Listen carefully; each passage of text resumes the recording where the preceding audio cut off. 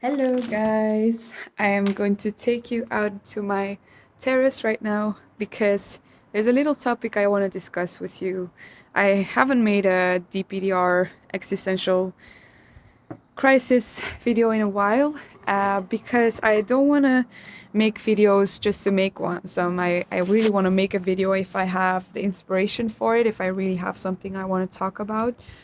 And I was just having a reflection this morning. I'm doing research on cultural ways of looking at existential questions, and I was just looking a bit online, and there was something that struck out to me that I haven't really talked about, specifically in relation to asking existential questions and having existential fears. So I know a lot of people that struggle with DPDR, disconnection from reality, disconnection from themselves, but also just kind of a lot of anxiety about existence and being this human being on this planet come from having existential questions. And with existential questions, I mean questions like what's the reason why we're here, how come we're here, like how on earth in this infinity of the universe do we exist, and do we even exist, like what happens after we die, a lot of those kind of questions. And I was thinking about it and I realized that the reason why those questions can feel so fearful, can feel so anxious, or I don't know what to say, like can feel very dark, very bad, or very like dreadful, is because when we ask these specific questions, what we're doing is we're asking them from fear, which means we're asking them from the human ego. And our human ego is always looking for certainty and safety, which is why when we focus on some things from anxiety, from the ego, we will focus on the worst case scenario. So just to say, for example, I am asking a question, am I real, or am I even real? When you analyze the question, normally if you ask a question, am I real, you take into account both yes and no. But when we're asking the existential questions, am I real, from ego, from fear, what we're doing is we're going to focus on the worst case scenario of that question. So we're going to focus on, which in that case of the worst case scenario in this question is, no, I'm not real. So when you're asking the question, am I really here or am I real? You're not really asking the question. You're actually thinking, I'm not real. And you're actually focusing on, I'm not real. And because you're focusing on that while you're asking the question, feels like that actually answers the question. Like that focusing on I'm not real is actually answering for you the question, and which is the reason why you're not feeling real, because you're focusing on I'm not really here. And when you focus on something, that is what you then feel to be true. Another question can be, if you ask a question about like death, for example, you say death is just a dark, infinite loop of existence. Or you ask the question, is death, what is death? The worst case scenario of what is death is an infinite loop of dark existence. So then you will focus on that, and therefore that will answer your question of what is death from a very dark, negative point of view. But the thing I want to tell you is it's not because that is the thing you focus on, it's not because that is the thing your mind goes to, that that is actually the truth, that that is actually the answer to your question. Because you're approaching that question from this very anxious state of the human ego that is just looking for certainty, and that looks for certainty in the worst case scenario, because it's better to be prepared for the worst case scenario than to hope for the best and therefore be disappointed.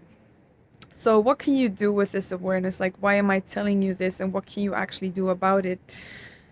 If you are asking these existential questions and you're feeling very fearful because you're focusing on a very doomed, dreadful response, is to certain, like, only become aware of the fact I am approaching this from a state of fear. I am approaching this from my ego. I'm not necessarily answering this question the right way.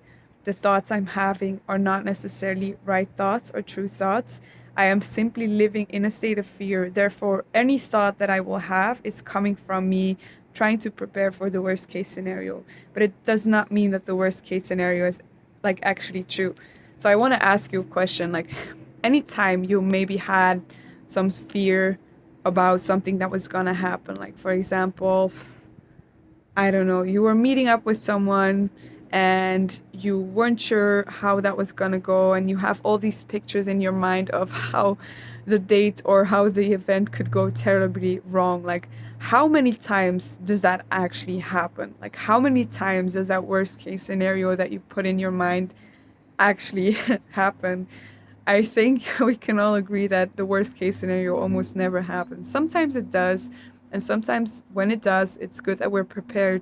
But 90% of the time, the worst case scenario never happens. We just focus on it because we feel like if we focus on it, we will be prepared. And it's exactly the same thing with existential questions. It's exactly the same thing with thinking about existence, thinking about the meaning of life, the purpose of life. It's not because when you ask the question, what is the meaning of life? The answer that comes up is there is no meaning. We're just living this infinite loop. But that is actually the truth. It is your ego trying to prepare itself for the worst case scenario, and that is why you're focusing on that worst case scenario and why you're feeling that feeling of doom or anxiety. But it's not the truth. It's not necessarily the truth. It's just the worst case scenario. So try to be more aware in when you ask those questions that the answer you're giving yourself is not necessarily the truth. And even though you don't know the truth, the answer of yes and no are still both just as much likely. But we won't focus on the positive answer because, as I said, if we're living in a state of fear, that doesn't feel like the safe option. But it doesn't mean that it's true. So I hope you guys kind of know what I'm trying to say with this. I hope you guys understand the perspective I'm trying to give. When I now look at life, when I now look at the meaning of life, because I'm no longer living in a state of fear, for me, any answer that I have to these questions feels very positive, feels very, very good. If I ask myself, am I real? My mind immediately goes to yes. If I ask myself, what's the meaning of life? My answer immediately goes to love and peace and to be happy and to grow collectively. And the world hasn't changed. Like the world is still exactly the same. But this is just because I'm living, no longer living in fear. I'm no longer living in anxiety. I am perceiving the world in a different way. And again, I might not be completely correct, even though that feels the truth for me. But if you could ask yourself, would you rather not know and be miserable or not know and be happy? That is a question I always ask myself. And yeah, I guess I that is what I kind of wanted to share with you today. I hope this gave you some perspective. I hope this gave you some more neutral awareness of your thoughts, because your thoughts are not telling you the truth. Your thoughts are not trying to warn you for something. They are simply coming from a state of fear or coming from a state of love and peace. And yeah, I if you have any questions about this, because I this was a very like impulsive video that I made, please just kind of comment in the section below with any kind of questions you may have about existential questions or about DPDR or whatever. I always like to get inspiration for new videos, so just let me know.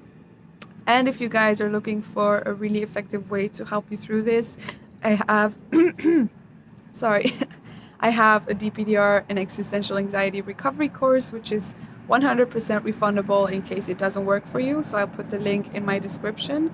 So feel free to go there, check the course out. There's some client testimonials that are very positive on people that have been able to recover completely from this course. So feel free to have a look. And as I said, if it's not serving you, if it's not for you, it's fully refundable, because my really only purpose is to help you guys through it, because I know how horrible it is, but I know you can get through it. So anyways, I hope you have a good day. Keep this perspective in mind, and I will see you in my next video.